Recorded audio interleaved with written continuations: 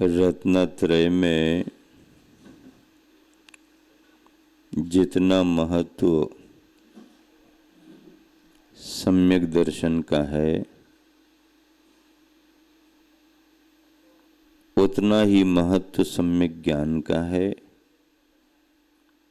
और उतना ही महत्व सम्यक चारित्र का भी है। तीनों के भाव जब एक साथ होते हैं तो मुक्ति का मार्ग बनता है। अकेले सम्यक दर्शन का मार्ग भी नहीं है,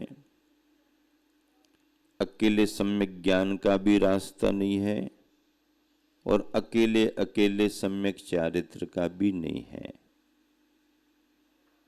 तीनों एक साथ हों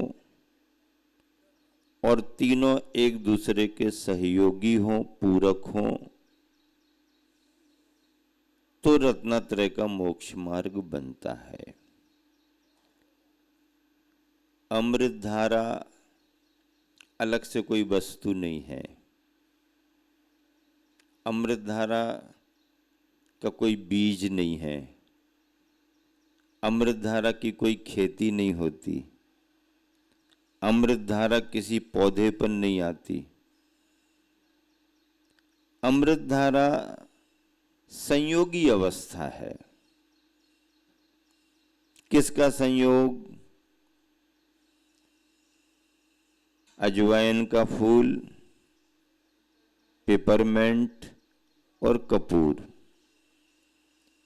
अजवाइन आप खेती में ला सकते हो,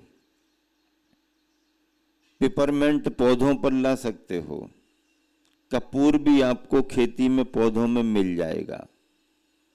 मूल खेती इनकी है, मूल उपज इनकी है। आप पेपरमेंट को तैयार कर सकते हो, अजवाइन का फूल, कपूर आपको अलग अलग मिल सकता है। लेकिन आप चाहो कि ये वाला बीज डालें और अमृत धारा निकल आए, इस पौधे की डालियों में अमृत धारा आ जाए, नहीं, अमृत धारा ऐसी नहीं है। तो अमृत धारा क्या है? अजवाइन का फूल, पेपरमेंट और कपूर, इन तीनों के लिए बराबर बराबर मात्रा में मिलाओ और तीनों के मिलने पर जो घोल तैयार हो, जो लिक्विड तैयार हो, उसके लिए आयुर्वेद ने अमृत धारा कहा है। किसने अमृत धारा कहा? आयुर्वेद के ज्ञाताओं ने अमृत धारा कहा।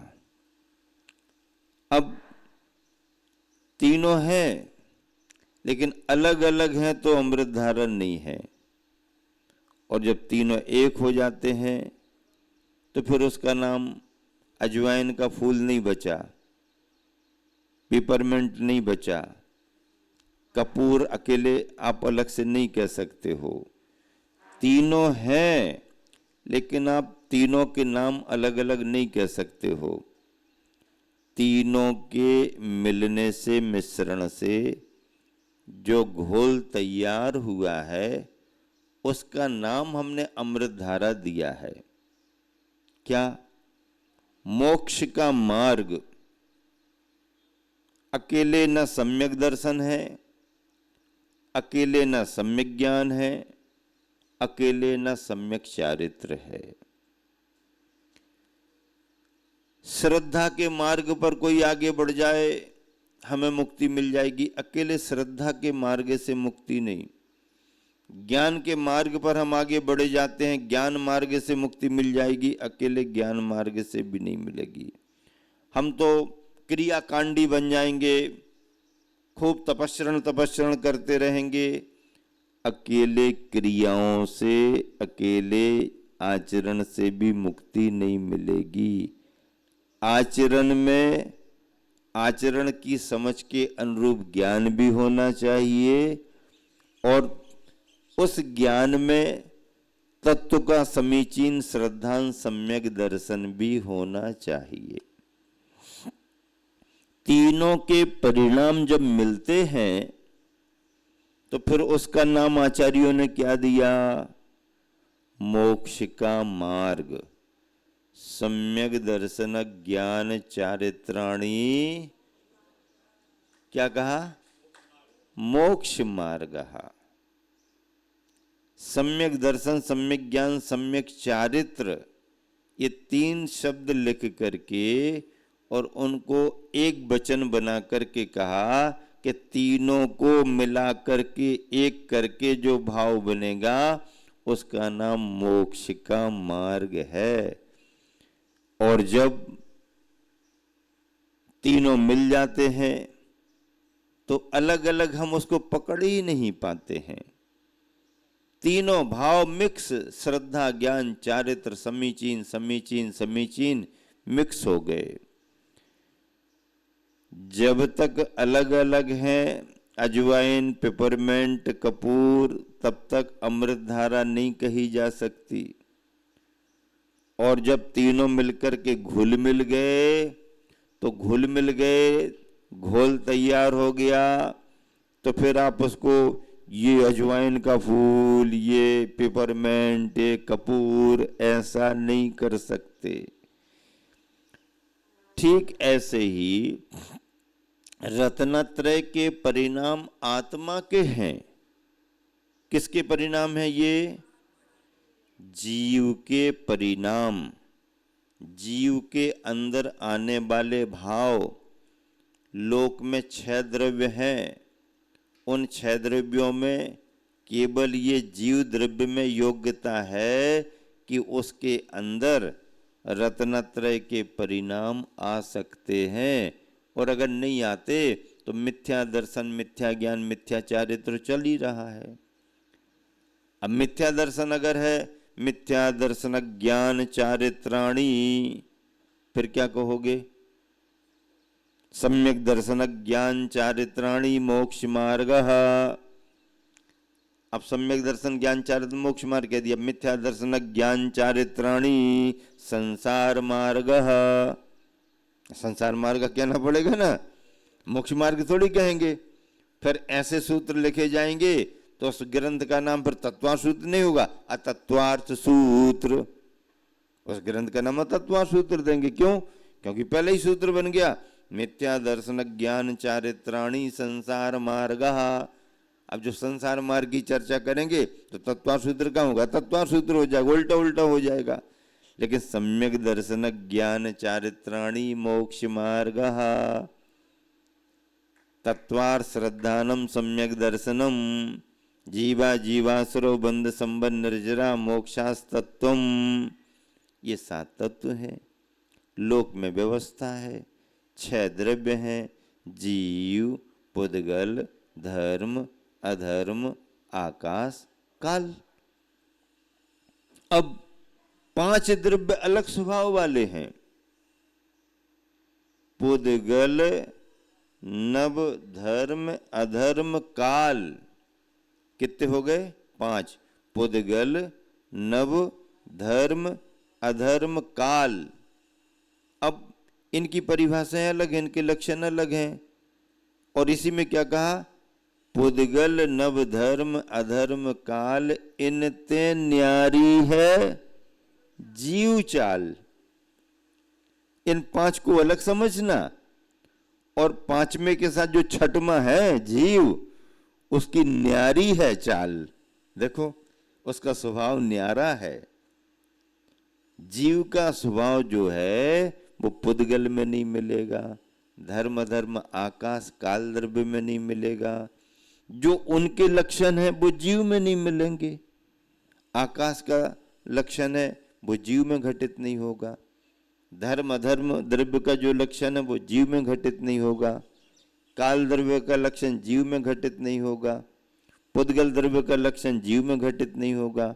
और जीव का जो लक्षण ज्ञान दर्शन स्वभाव है वो शेष 5 द्रव्यों में मिलने वाला नहीं। इसलिए क्या कहा? पुद्गल, नव, धर्म, अधर्म, काल।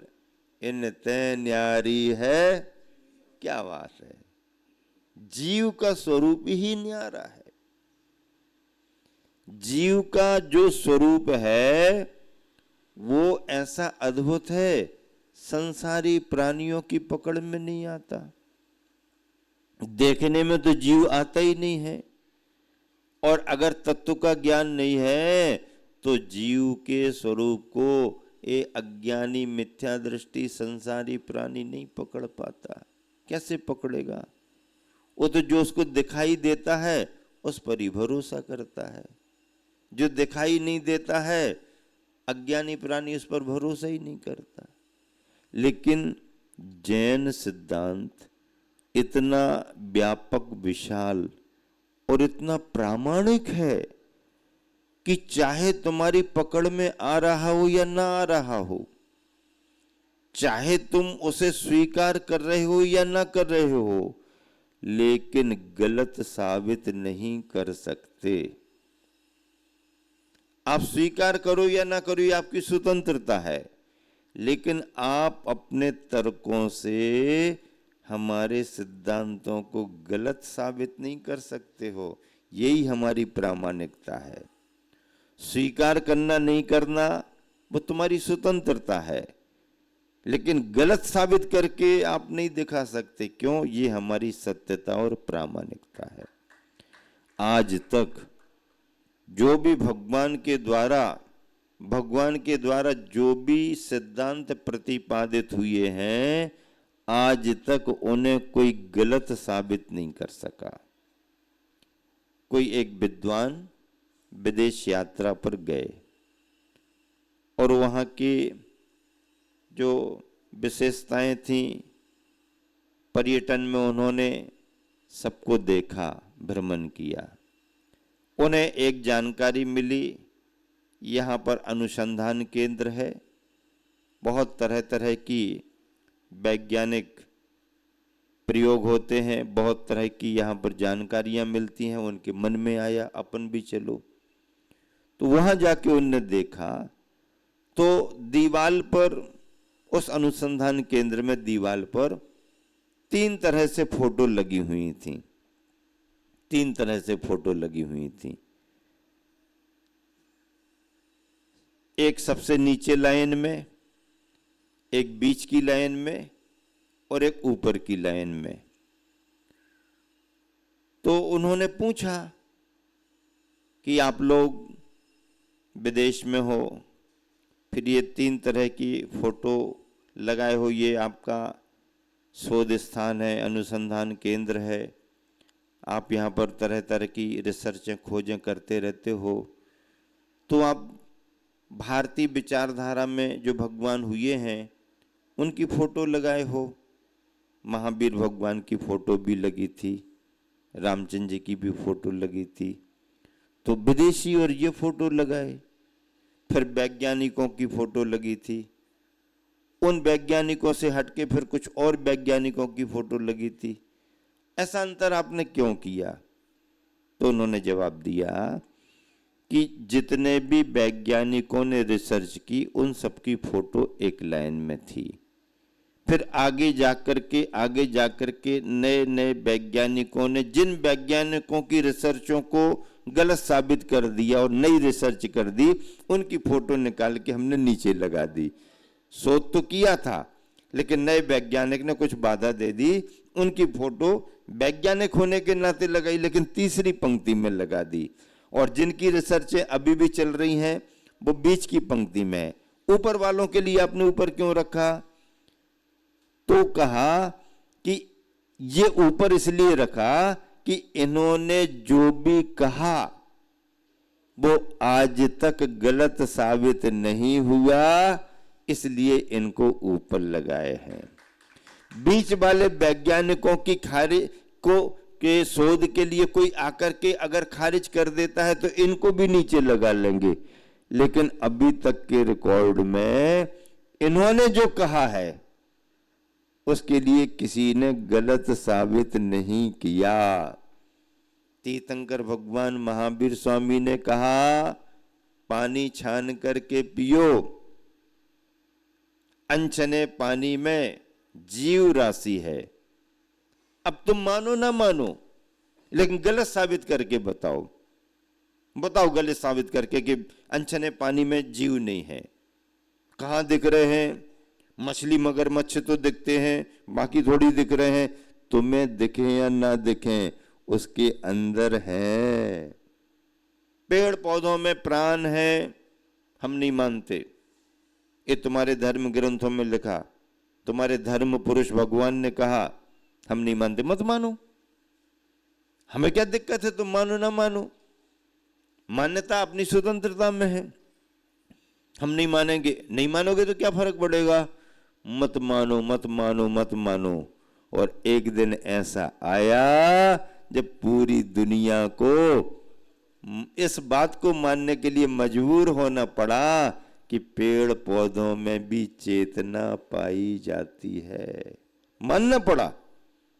तब उस दिन जैन आचार्यों को, जैन विद्वानों को, जैन गुरुओं को, जैन धर्म के अनुयायियों को कितनी खुशी हुई होगी। हजारों वर्ष पहले लिखा गया, आज सिद्ध हो रहा है। नहीं माना, नहीं माना, कोई दिक्कत नहीं, लेकिन आकर के आपको भी मानना ही पड़ा। और इतने हजारों वर्षों में कोई उसे गलत साबित नहीं कर सका। रात्रि भोजन का त्याग, दुनिया का कोई भी देशी विदेशी डॉक्टर, पढ़ा लिखा वैज्ञानिक, रात्रि में भोजन का त्याग ठीक है, साइंस की दृष्टि से ठीक है, शरीर की संरचना की दृष्टि से ठीक है, और सूरज और चंद्रमा के भ्रमण की अपेक्षा से ठीक है। हम नहीं छोड़ते, मत छोड़ो। हम खाते हैं, खाओ। खाने वाला भी ये सिद्ध करता है कि रात्रि भोजन वर्जित रहना चाहिए, भले हम खा रहे हैं। यही तो हमारी प्रामाणिकता, यही तो हमारी सत्यता है, यही हमारे सिद्धांतों की प्रामाणिकता है। ऐसे अनेक सिद्धांत हैं। सद्भावना का सिद्धांत, टेलीपैथी का सिद्धांत अभी वैज्ञानिकों ने डेवलप किया। हमारे हजारों वर्षों पहले से कहा गया कि हमारे भावों का प्रभाव दूसरों पर भी पड़ता है। हमारे भावों का प्रभाव दूसरों पर भी पड़ता है। प्राणियों पर तो पड़ता ही पड़ता है, चेतन जड़ वस्तुओं पर भी हमारे भावों का प्रभाव पड़ता है। हाँ, नजर न लग जाए इसलिए मां अपने बेटे के लिए क्या करती है? गोरा गोरा बच्चा है और उसके चेहरे में यहां वहां जानबूझ करके काला काला लगा रही। बताओ, है गोरा गोरा बच्चा और काला काला काय को लगा रही? काला काला इसलिए लगा रही कि लंबे समय तक गोरा गोरा बना रहे। काला काला काय को लगा रही? लंबे समय तक गोरा गोरा बना रहे। तो गोरा भी काला हो जाएगा क्या? अरे भैया, किसी का कोई भरोसा है क्या? तभी तो ट्रक ड्राइवर अपनी गाड़ियों पर पीछे लिखे रहते हैं, बुरी नजर वाले तेरा मुंह, और एक निशान बनाए रखते हैं, ध्यान रखना यही मिलेगा तुम्हारे लिए, बुरी नजर वाले तेरा मुंह काला। इतना अच्छा मटेरियल, इतनी बढ़िया नींव कंक्रीट से भरी हुई है, इतनी बढ़िया बिल्डिंग बनाई इंजीनियर पर, इंजीनियरों से सलाह ली और पूरी बिल्डिंग बनकर के तैयार हुई है। सुंदर सा नक्शा बना है, डेंटिंग पेंटिंग रंग रोगन सब हो गए हैं, लेकिन अभी मुहूर्त नहीं निकल रहा है प्रवेश करने का, थोड़ा सा समय लगेगा। तो तब तक क्या करें बिल्डिंग को? क्या करें बिल्डिंग को? छावड़ा जी, सोना लगाओगे क्या?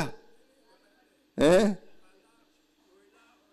अरे भैया, काली काली हंडी लगा देते हैं, काली काली हंडी लगा देते हैं।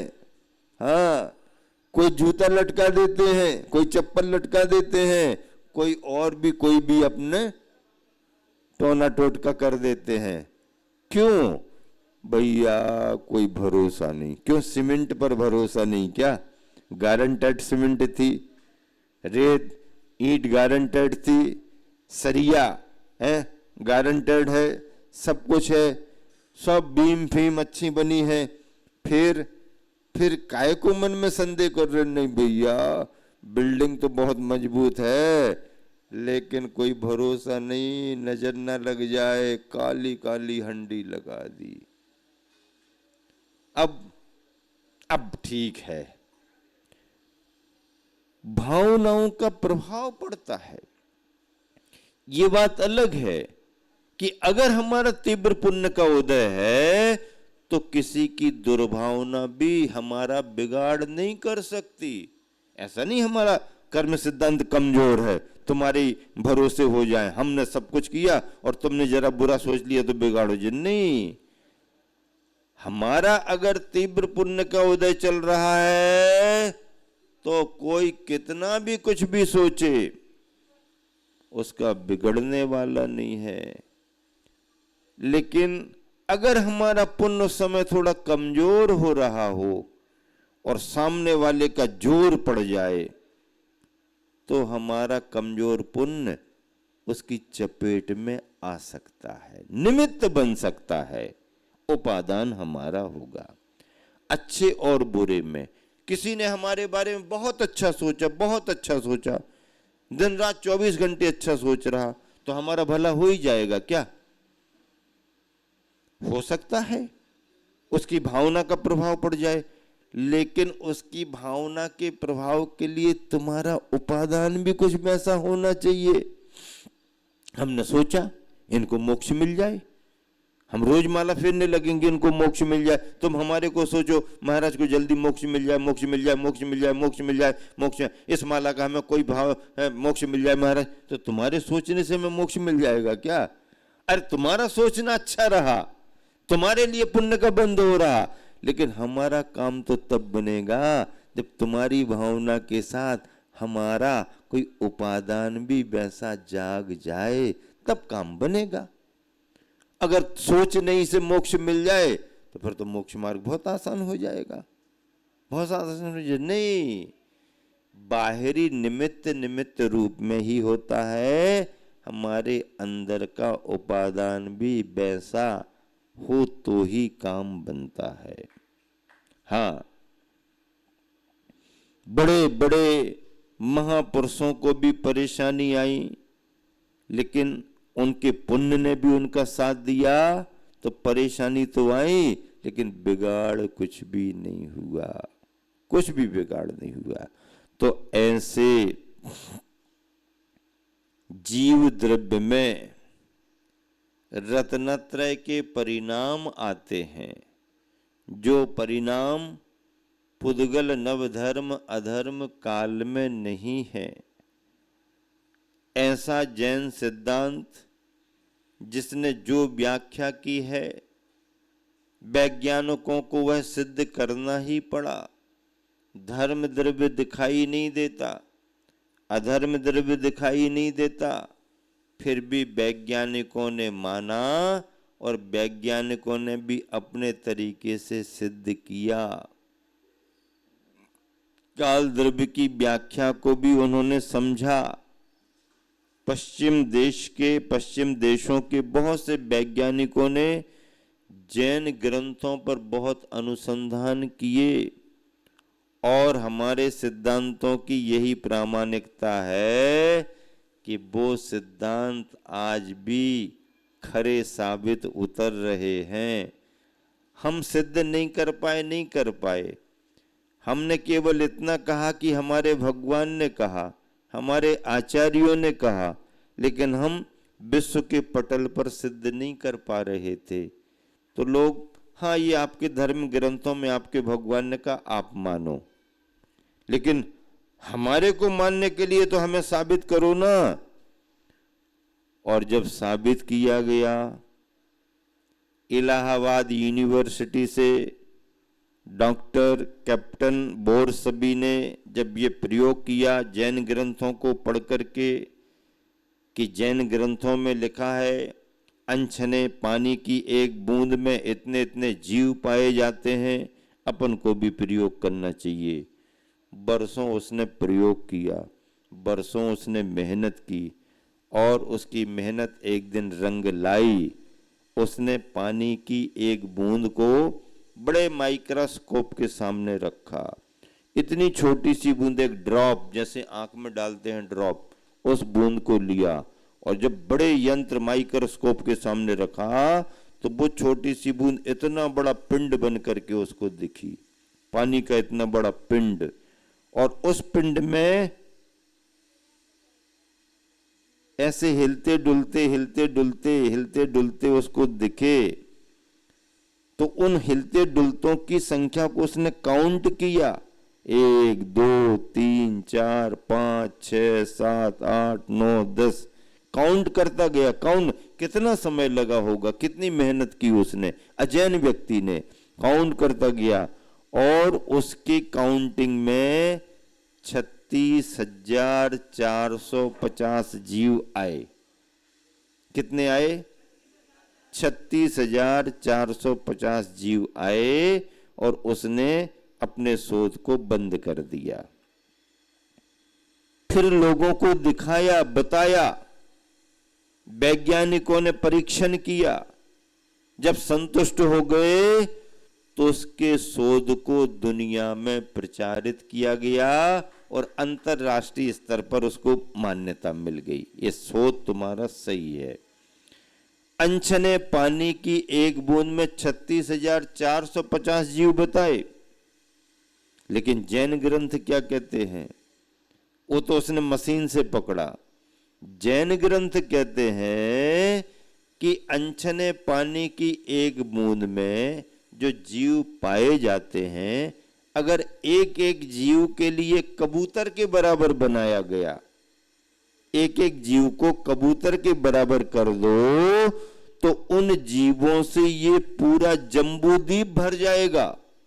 जम्बूद्वीप 1 लाख योजन वाला जम्बूद्वीप, जिसमें बीचों बीच सुमेरु पर्वत है, लवण समुद्र घेरे हुए, आद्या नाम आद्य जम्बूद्वीपे भरत क्षेत्रे आर्य खंडे है भारत देशे झारखंड प्रदेशे सम्मेद शिखर जी शुभ नामनी क्षेत्रे गुणायतन स्थित चंदापुरु जिनालय मध्य है।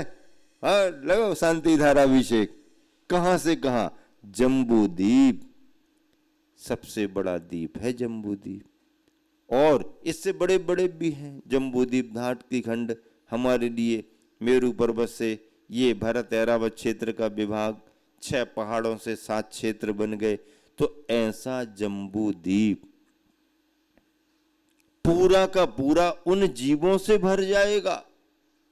इतनी सूक्ष्मता, जो काम मशीनें और वैज्ञानिक नहीं कर पा रहे, वो हमारे परम वैज्ञानिक तीर्थंकर भगवंतों के ज्ञान ने किया।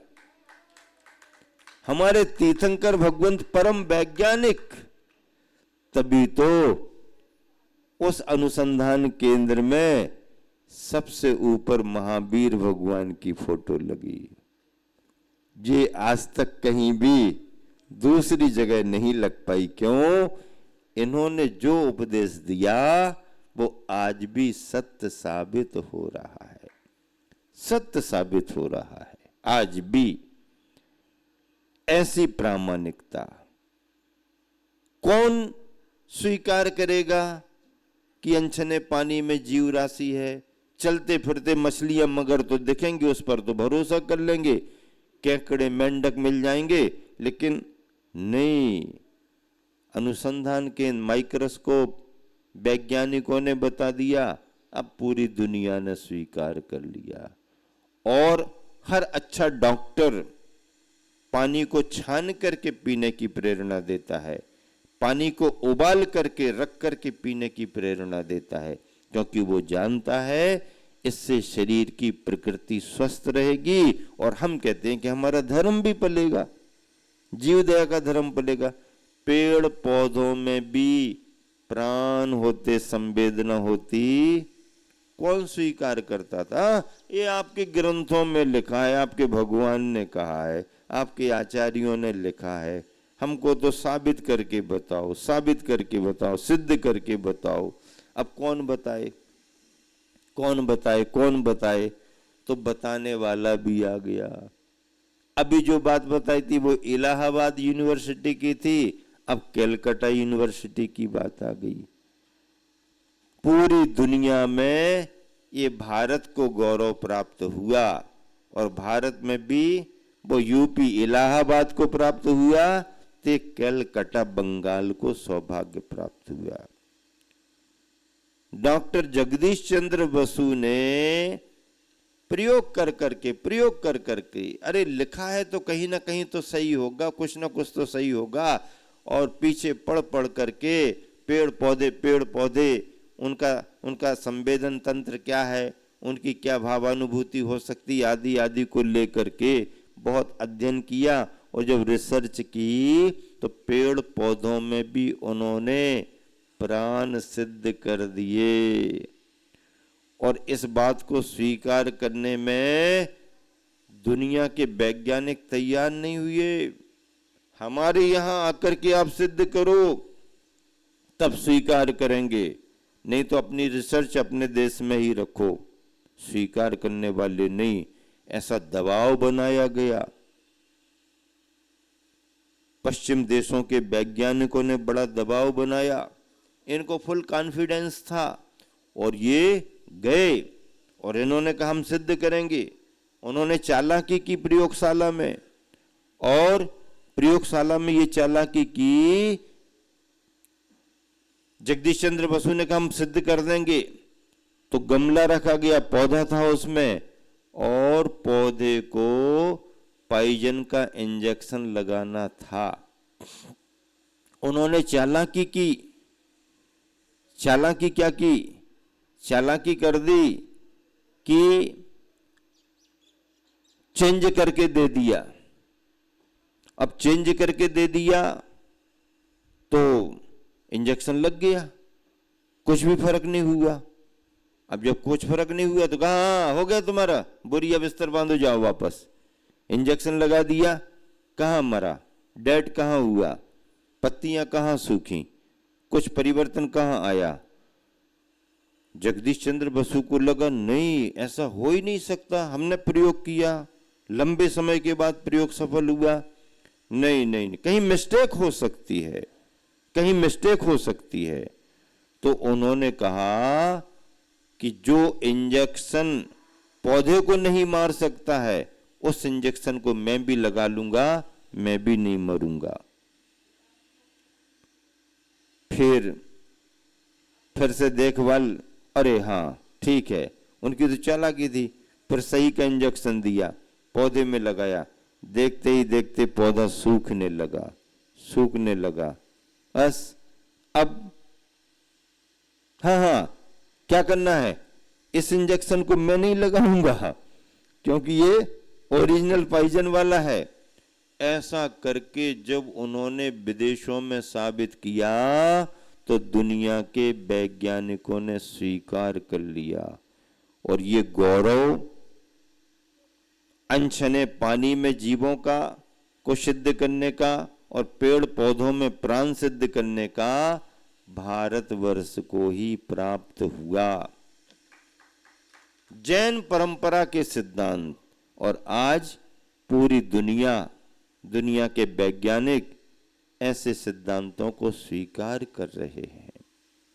मतलब ये है कि हमारे यहाँ ग्रंथों में जो भी लिखा गया वो प्रामाणिक है, सामान्य व्यक्ति के द्वारा लिखा गया नहीं है, आचार्यों के द्वारा, तीर्थंकर भगवंतों का कहा हुआ उपदेश है, उसकी प्रामाणिकता है।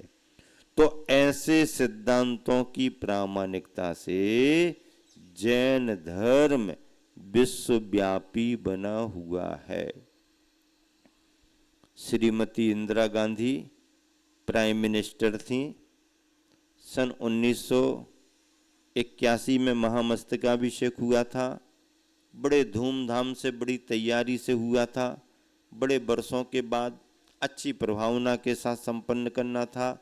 आचार्य देशभूषण महाराज जी का सत्संग सानिध्य था। उपाध्याय विद्यानंद जी महाराज जी का उसमें निर्देशन था और भी अन्य संघ थे वहाँ पर। प्राइम मिनिस्टर इंदिरा गांधी भी आई थी और उन्होंने पुष्प वृष्टि की थी हेलीकॉप्टर से और अपना श्रद्धा भाव समर्पित करके उपस्थित जन समुदाय को संबोधन दे करके वो वापस आ गई सदन में। सदन प्रारंभ हुई तो उस समय सोमनाथ चटर्जी विशेष रूप से, वो शायद उस समय प्रतिपक्ष नेता थे या क्या थे, कुछ विशेष वजनदारी की पोस्ट पर थे और हर अखबार के फ्रंट पेज पर प्राइम मिनिस्टर इंदिरा गांधी ने बाहुबली को पुष्पांजलि अर्पित की, ऐसा किया वैसा किया, खूब हाईलाइट हो रहा था। इसके मन में थोड़ी जेलसी आई या इंदिरा जी को कुछ नीचा दिखाने का भाव आया। तो सदन की कार्यवाही प्रारंभ होने के पहले कहा, मैडम मैं थोड़ी अपनी बात कहना चाहता हूं। हाँ बोलिएगा। मुझे ऐसा लगता है, क्या बोलता है, मुझे ऐसा लगता है कि प्राइम मिनिस्टर श्रीमती इंदिरा गांधी जैन हो गई हैं। उसने कहा, सोमनाथ चटर्जी बंगाल वाले, मुझे ऐसा लगता है कि प्राइम मिनिस्टर श्रीमती इंदिरा गांधी अब जैन हो गई हैं। इंदिरा गांधी समझ गई, क्योंकि अभी अभी मैं समारोह से आई हूं, ये व्यंग करना चाह रहे हैं कि मैं जैन हो गई हूं। तो उन्होंने तुरंत खड़े होकर के कहा, मिस्टर चटर्जी, वो भी सामान्य थोड़ी थी, खड़े होकर के तुरंत, मिस्टर चटर्जी सुनो, अहिंसा के देवता के चरणों में अगर 2 फूल चढ़ाने से कोई जैन हो जाता है, अहिंसा के देवता, बाहुबली को क्या कहा, अहिंसा के देवता, अहिंसा के देवता के चरणों में अगर 2 फूल चढ़ाने से कोई जैन हो जाता है, तो मैं गर्व के साथ कहती हूं कि मैं तो जैन हुई हूं, हमारा सारा राष्ट्र भी जैन है। जो उत्तर दिया, मैं तो जैन हुई हूं, मेरा सारा राष्ट्र भी जैन है, क्योंकि हमारे राष्ट्र के सिद्धांतों में अहिंसा सम्मिलित है, सत्य सम्मिलित है। महात्मा गांधी ने सत्य और अहिंसा के सिद्धांतों से ही इस देश को आजाद कराया और संविधान की मूल प्रति में ऐसे मूल और मौलिक सिद्धांतों को स्थान दिया। अहिंसा और सत्य हमारे देश की नींव है। चटर्जी के पास कोई शब्द नहीं। तुम तो मेरे को जैन होने की बात कर रहे, उन्होंने तो कहा कि मैं तो जैन हुई। इस मायने में अगर आप कहते हो 2 फूल चढ़ाने के उसमें अगर आप मुझको जैन कहती हो तो मैं जैन हूं, इसमें क्या बात है, गौरव की बात है। और मैं ही नहीं, मेरा सारा राष्ट्र भी जैन है, क्योंकि राष्ट्र का मूल सिद्धांत अहिंसा का ही है। ऐसे ऐसे गौरवशाली क्षण जैन परंपरा के इतिहास से जुड़े हुए हैं। हम सब भाग रहे हैं, अपने बच्चों को महानगरों में भिजा रहे हैं, हाई टेक्नोलॉजी से जोड़ रहे हैं। अरे तुम्हारी हाई टेक्नोलॉजी तुम जोड़ो, लेकिन हमारी यहाँ की हाई टेक्नोलॉजी को भी तो समझो। परंपरा से तुम्हें जो विरासत में जैन धर्म मिला है उसको समझो, तो उसकी जड़ों को पकड़ो। तो जैन धर्म की जड़ें जितनी गहरी और मजबूत हैं उसकी कोई सानी नहीं है। ऐसा धर्म और धर्म के सिद्धांतों में रत्नत्रय जैसे धर्म में सम्यक दर्शन और फिर सम्यक ज्ञान की बात आए तो देश दुनिया की चर्चा भी करना पड़ती है। सम्यक ज्ञान हमारा पदार्थों को तो पहचान ही लेता है, अपने को भी पहचान लेता है, जड़ को तो पकड़ ही लेता है, जड़ के साथ जीवन को भी पकड़ लेता है। इसी ज्ञान को सम्यक ज्ञान कहा गया है। और इस सम्यक ज्ञान में प्रथमम करणम चरणम द्रव्यम नमः, प्रथमानुयोग, करणानुयोग, चरणानुयोग और द्रव्यानुयोग की चर्चा आती है। खजाने की तरह हमारा ज्ञान भरा हुआ है। कहाँ पन्ना में हीरे की खदानें हैं, कहाँ बेल्जियम में हीरे निकल रहे हैं, कहाँ मार्केट है, कहाँ जयपुर। ये चर्चा तो जड़ रत्नों की है और बाहरी चमक की कीमत है। हमारे जैन ग्रंथों के तो एक एक पन्ने में हीरे और पन्ने भरे हुए हैं। जैन ग्रंथों के एक एक पन्ने में, एक एक पृष्ठ में आप देखो तो, पढ़ो तो, परखो तो, जिनवानी के एक एक पन्ने में हीरे पन्ने जवाहरात सब भरे हुए हैं। पारखी चाहिए, जोहरी चाहिए, जिसकी नजर पारखी है और जिसकी दृष्टि में जोहरी पना आ गया, बस सूरत चले जाओ, बैठ जाओ, कटिंग करते रहो, तलाशते रहो, जयपुर चले जाओ, करते रहो जोहरी बाजार, और विदेशों में चले जाओ, हीरा मुख से ना कहे लाख हमारो मोल। बस इतना ही समय हो गया है, पर्याप्त है। महावीर भगवान की जावानी के ज्ञान ते सुजय लोकालोक सोवानी मस्तक दरो सदा दे थंदो। जय जनवानी भारती तो जपो दिन रैन, जो तेरो शरणा गए सो पावे सुख चन नौवा नमकार।